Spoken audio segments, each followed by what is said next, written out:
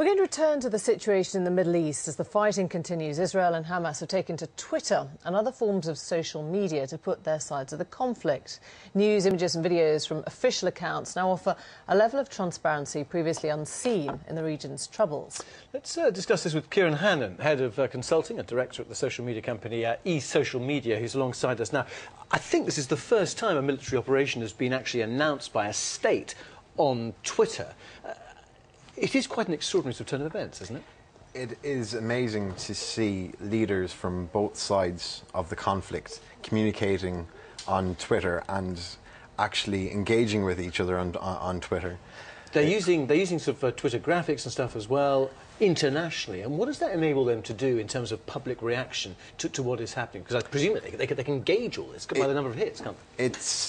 It's incredible how the advanced analytics tools that are now available can be used to identify the sentiment relating to specific hashtags.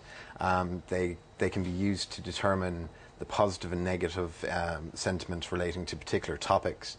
It's possible now to actually identify what messages are resonating within target audiences for the IDF to potentially identify. We're not suggesting that they use Twitter audiences as a focus group before going to war, are they? I mean, that's slightly overdoing the power of the social media, isn't it? If you announce something, you've got to do it.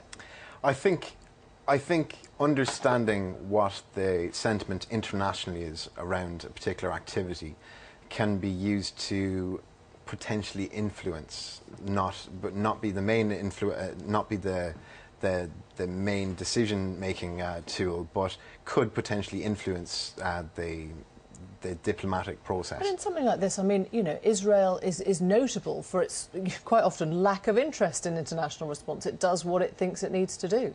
I think the IDF have shown that they do care, and that there is a battle for hearts and minds at the moment internationally and within Israel as well. Yeah, and also the political landscape has changed in the Middle East now as well. And what's been interesting is just some of those tweets, and indeed they're using Tumblr as well, saying to people in Paris, in New York and in London, if you were under attack, what would you do? Yes. Come and support us. I just wonder if there's any figures that have emerged. I mean, in terms of what you've done in analysis, what sort of hits are they getting?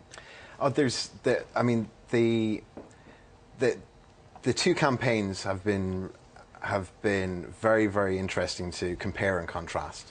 You can see the IDF have a very planned and professional approach to social media, using Tumblr, as you said, to track the number of rockets falling on Israel, using live blogging, live tweets, some really professional videos that are being posted on YouTube.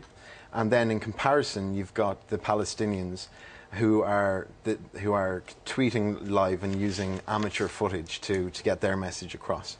And the professionalism versus the professionalism of the IDF versus the Palestinian leadership is quite notable, and it's going to be very interesting to see, does the real message hold sway, or does the more calculated, professional,